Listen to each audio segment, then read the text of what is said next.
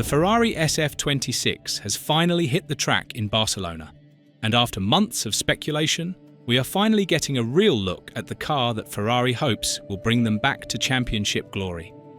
And let me tell you, there is a lot to talk about. This is not just a simple evolution of last year's car, it is a complete rethink, a brand new machine from nose to tail, packed with interesting ideas and some very clever design choices. But what is even more exciting is the news that this is not even the final version.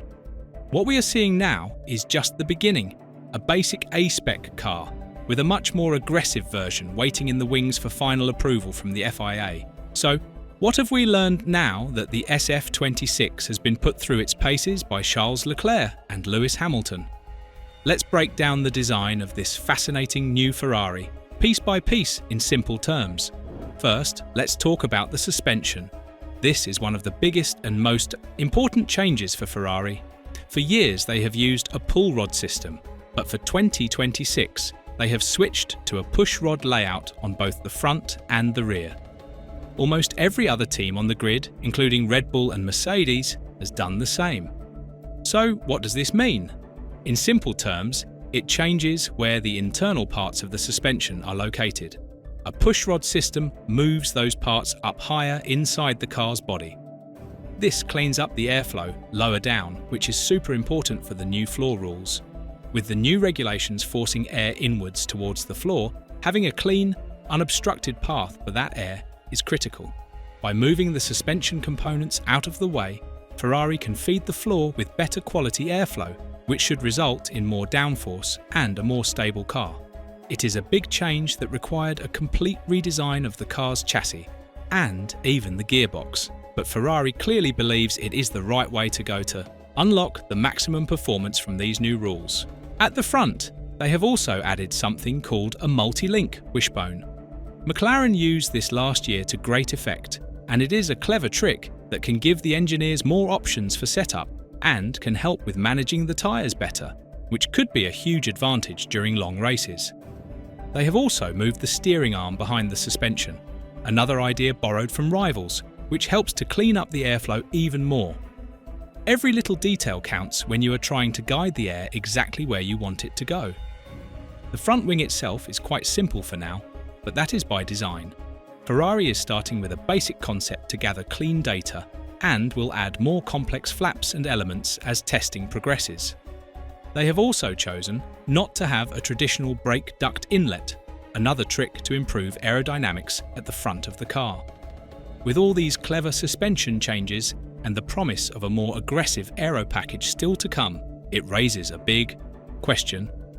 Has Ferrari, under the new leadership of technical director Loic Serra, who came from Mercedes, finally found the right design philosophy to beat Red Bull? Or are they trying to be too clever, creating a car that might be too complicated and difficult to understand? Serra's influence is clear, bringing ideas from his time at the championship-winning Mercedes team, but blending them with Ferrari's own unique approach. The next big area is the side pods and the floor. This is where races are won and lost in modern Formula One. The side pods on the SF-26 that we have seen so far look quite big and bulky compared to some other cars, like the super slim Red Bull. They have a P-shaped inlet for cooling. However, the team has been very clear that this is not the final design. They are being very cautious with cooling at the start, and the rear cooling outlet is the largest we have seen on any of the new cars. This suggests that the final version will have much tighter, more shrink-wrapped bodywork, which will be much better for aerodynamics. They are gathering data with this safe A-spec car to make sure the engine doesn't overheat, and once they are confident, they will introduce the more aggressive bodywork that will make the car faster. Underneath the car, the floor is full of interesting details. There is a feature that has been nicknamed the Mouse House, a hole in the side of the diffuser. Mercedes has something similar. This hole allows air to move from the outside of the car to the inside of the diffuser, which helps the diffuser work better and create more downforce. Think of it like giving the airflow a little boost to keep it attached and working efficiently. Ferrari's version is big, but it does not seem to wrap over the top of the diffuser, like the one on the Mercedes. But This shows a different approach to solving the same problem. It is all about managing the complex airflows at the rear of the car to extract the maximum possible downforce from the underfloor. Then there are the new barge boards or floorboards. The rules for these have changed, and they are supposed to wash the air inwards. But teams are already trying to find ways around this. Ferrari is using a clever design with a vertical piece at the front and 3 slats to try and guide the air back outwards, which is better for performance. They have also used 2 metal rods to make this part of the floor extra stiff, so it does not flex at high speed. However, sources say that these 2 rods will disappear on the final version of the car, which suggests the final floor design is much stronger and more advanced, and will produce even more downforce. Moving to the engine and the airbox, Ferrari is the only team so far to stick with a small, triangular airbox on top of the car. They have also kept their unique engine design with a steel cylinder head. This is a very bold move. Steel is heavier than the aluminum that other teams use, but it is much stronger. This allows the engine to run at incredibly high temperatures and pressures, which means it can produce more power and, crucially, needs less cooling. This is a huge advantage because it means the radiators can be smaller, and therefore the side pods can be made smaller, which is great for aerodynamics.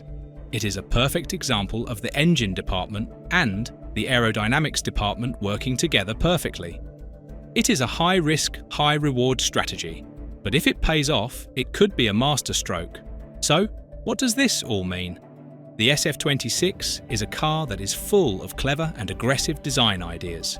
The switch to pushrod suspension, the unique engine concept, and the hints of a much more aggressive aerodynamic package to come are all very exciting. But the most important news is that this is just the beginning. The team is waiting for the FIA to approve some of their more extreme ideas, including the new floor design that will get rid of the 2 metal support rods. This will not be a B-spec car, but rather the first major upgrade package that will transform the car we see today into the real SF-26. The team has also made the car's wheelbase shorter than the maximum allowed, saving weight and helping with the car's balance. Every gram counts when you are trying to build the fastest car on the grid. For the fans, the tifosi, this is a moment of great hope. The car looks good, it was reliable on its first day, and it was even fast in the wet. The team seems organised and confident. But we have seen this before. The real test will be whether they can turn this early promise into a car that can fight for the championship all season long. They are taking risks, but in Formula 1, you have to take risks to win. The question is, have they taken the right ones? The early signs are promising. The car is a fascinating mix of proven concepts and bold innovations. It is a testament to the hard work of the entire team at Maranello, from the engine department to the aerodynamicists. Now, all that is left is to see if it is fast enough. We will start to get the answer when the final spec car hits the track in Bahrain and the lights go out for the first race in Australia.